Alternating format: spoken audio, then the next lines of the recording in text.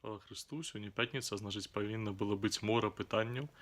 Але у гэты дзень у хрысціянаў, католікаў зазвычай адно пытанне, і датычыць яно такіх рэчаў даволі складаных, это смерці і вечнасць. Ды какая ж яна смерць, якая яна насамрэч вечнасць?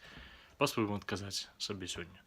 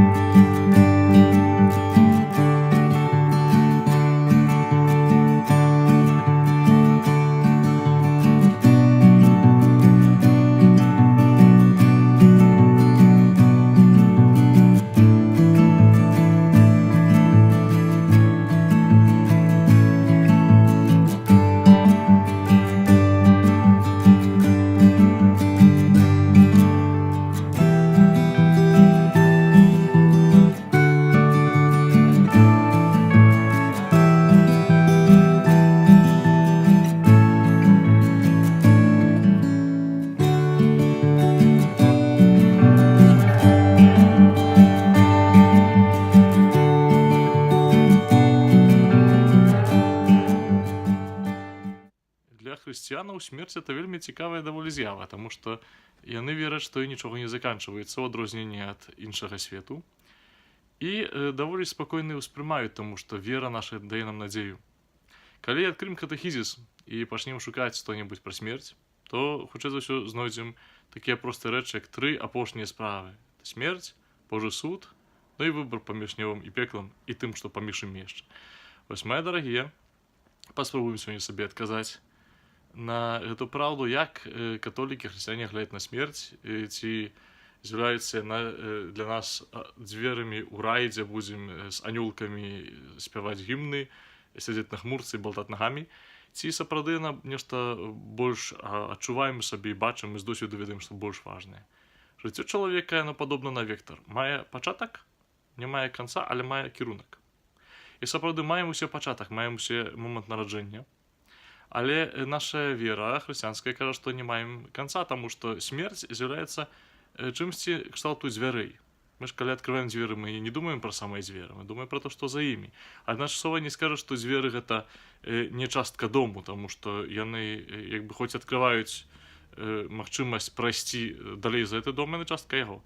Таксама і смерць з'яўляецца часткай нашага жыцця. Мне вельмі падабаецца гэты фрагмент з Фореста Гампа, з фільма, дзе ёсць мова пра то, што смерць проста частка чалавечага жыцця. І гэта натуральная справа. У такім выпадку ці ёсць штосьці заканчваецца, ці смерць заканчвае наше зямное існаванне? Ну, канешне, так, у нейкім сэнсе так, таму што ведаем, што пасля моманту смерці мы ўжо не ўбачымся з тымі, каго любім, мы ўжо з імі не сядзем, не паразмаўляем, не зробім таго, што мелі зрабіць. Это напаўняе наша сэрца, канешне, жалем і сумам. Але наша вера кажа, што сум гэты натуральны, але міне таму, што ёсць надзея на спатканне з тымі, каго мы любім. Больш таго, яны таксама існуюць, яны не зніклі, не растварыліся, яны існуюць, моляцца за нас, але ўжо знаходзяцца з Богам разам, у этой вечнасці, дзе няма часу. А мы таксама молімся за іх, таму што яны ўжо не могуць выправіць тыя памылкі ў сваім жыцці, которые зрабілі, просячы, каб Бог таксама ім прабачыў, а ён, напэўна, хоча іх прабачыць. Это не так, што Бог такі хмуры дзядзька суддзя, который только шукае магчымасці чалавека папрахнуць у нечым, а мы так просім, каб хаця нашым нічога не рабіў. Бог хоча збаўлення для іх, і мы хочам збаўлення для іх, і гэтым самым мы ў любові яднаемся ўсе разам. Это любоў нас яднае. І адбываецца тое, пра што кожны хрысціянін, католік і праваслаўны таксама гаворыць у сімвале веры, веру ў еднасць святых. Касцёл адной нагой стаіць тут на зямлі, а другой ужо ў вечнасці. Вось, і гэта еднасць паміж намі найбольш яскрава яна выказваецца менавіта ў гэтыя першыя дні лістапада, дзе ўспамінаем усіх святых, а таксама дзе молімся з нашых памерлых. Цікавую вычытаў рэч, што Google мае такі праект, который называецца Calico, і яго сэнсам з'яўляецца распрацоўка навуковая факту несмяротнасці чалавека. Безумоўна, эта несмяротнасць не будзе нам даваць магчымасці жыць незалежна ад розных фактараў, которые на наше жыццё пасягаюць, то бок не дасць нам магчымасці скакаць з шматпавярховікаў без парашута і розныя дзікія рэчы рабіць, не будзем дэдпуламі, але яна дасць нам магчымасць прынамсі найдаўжэй захаваць тое біялагічнае жыццё, которое нам Богам дадзена. Так вераць навукоўцы. Але што такая несмяротнасць, калі б тэарэтычна даць яе чалавеку тут на зямлі, яна магла б зрабіць з намі? Па-першае, мы былі вельмі падазроныя, таму што жыццё, которое не мы сабе, которое не атрымалі удары, а жыццё, которое мы сабе самі далі, ну, яно б каштавала нам вельмі, і мы б стараліся зрабіць усё, каб ніхто нам не змог яго адабраць. Другая рэч — это тое, што яно б стала рэсурсам для нас. То есть людзі сапраўды б ставілі сваё існаванне біялагічнае вышэй, чым што-кольвечы, і гэта нараджала б шмат праблем. Нероўнасць паміж людзьмі, паміж класамі і так далей. І трэцяя рэч, і банальная, што зрабіць з такой вялікай колькасцю жыцця, з такой вялікай колькасцю часу?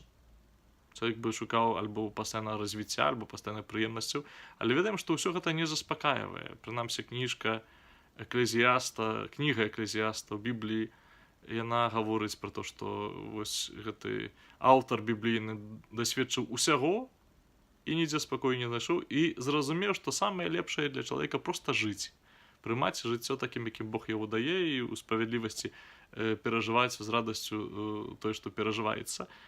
Чаму кажу пра гэта? А таму што візія бессмяротнасці у вечнасці, візія неба, яна таксама па-рознаму спрымаецца людзьмі. І уяўленні чалавечыя пра вечнасць, пра рай, пра неба таксама яны могуць быць розныя і часамі памылкавыя. Для которых неба гэта будзе вечная прыемнасць, рэкі кока-колы, розныя такія рэчы. Для некаторых это будзе сузіранне Бога. Я раней думаў, чытаючы містыкаў, як это сузіранне будзе адбывацца, ці будзем так сядзець і глядзець на это Бога. Вось. Але досвед падказвае, што сапраўды чалавек не можа уявіць сабе, што будзе там. І Павел, апостол, піша, што ані вока не бачыла, ані вуха не чула, не можам сабе уявіць, як там будзе. Таму што Бог — гэта вечны крэатыў. Гэта вечная любоў і вечнае развіццё. І, кажучы пра неба як пра нешта статычнае, мы пазбавілі яго вось гэтага дынамізму, этой вялікай дынамікі. Адзін з моих любімых пісьменнікаў, Клайв Стейплс Льюіс, напісаў такую кніжку, называецца она па-руску «Расторжэнне брака». Не бойцеся, тут не пра якія метраманіяльныя справы гаворка не ідзе, а гаворка ідзе пра вось гэта разрыв адносін паміж небам і зямлёй, пра ту рознасць паміж небам і пеклам. І вельмі арыгінальныя цікавыя ўяўленні ў яго і аднаго і другога.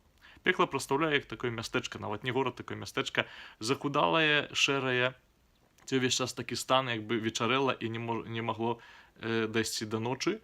Гарыць святло, а святло не дае асабліва радасці, людзі вельмі злосна, адзін на аднаго зрываюцца, адзін другому робіць прыкрасці, а чым чалавек даўжэй там у гэтым мястэчку жыве, там стараецца найдалей ад людзей адысці. Расказвалі, што шукалі дом Наполеона, і нават ніхто не мог знайсці і дайсці да таго месца, дзе яны там жывуць. Вось. А неба паказвае такое месца, куды раз на які час за тае мястэчка ходзіць аўтобус. Вось, які можа прывесці людзей на вельмі прыгожыя такія краявіды прыроды, дзе ўстае сонца. І групы людзей ідуць у кірунку гэтага сонца, некаторыя застаюцца, вяртаюцца, падбіраюць тых з аўтобуса і прапануюць ім ісці за імі, таму што пазнаюць іх родных, сяброў і так далей. То есть ён паказвае неба як месца, дзе пастаянны рух, дзе чалавек нешта новае адкрывае сабе, ачышчаецца ў працэсе. Ось. А пекла — гэта нешта статычнае. Цікава, што ў Данте ў апошнім крузе пекла там няма агню, там няма вось гэтых катлоў чарцей, там ёсць толькі вечны холад. Там ёсць толькі вечны статычны стан такой падвешанасці паміж небам і зямлёю. Стан стагнацыі. Мы часамі адчуваем это ў жыцці таксама, што вельмі нешта такое статычнае, аж непрыемна, аж баліць. Ось такія розныя уяўленні, такія розныя падыходы, але сапраўды я падтрымліваю вось гэты погляд Льюіса, то што неба — гэта дынаміка, а пекла — гэта нешта такое статычнае, гэта як такая вязніца для аднаго, это як такі рай прыватны аднаго чалавека, который не можа зусім даць шчасця, таму што няма з кім яго раздзяліць. Разумею, што тэму эсхаталогіі не раскрыць за некалькі хвілінаў влога, таму будзем яшчэ да яе вяртацца. А вас запрашаю пакідаць каменты пад гэтым відэа, І таксама пісаць, што вам падабаецца ці не, каб мы маглі тыя влогі рабіць больш змястоўнымі, прынамсі ад такого боку размоваў і разважанняў. Яшчэ інфармую, што хутка вельмі паявіцца, якщо пойдзе добра, новая серыя, которые зможаце паказваць сваім неверуючым сябрам атэістам. У вас ж ёсць неверуючыя сябры атэісты. Так што памятаем пра нашых блізкіх памерлых у нашых малітвах.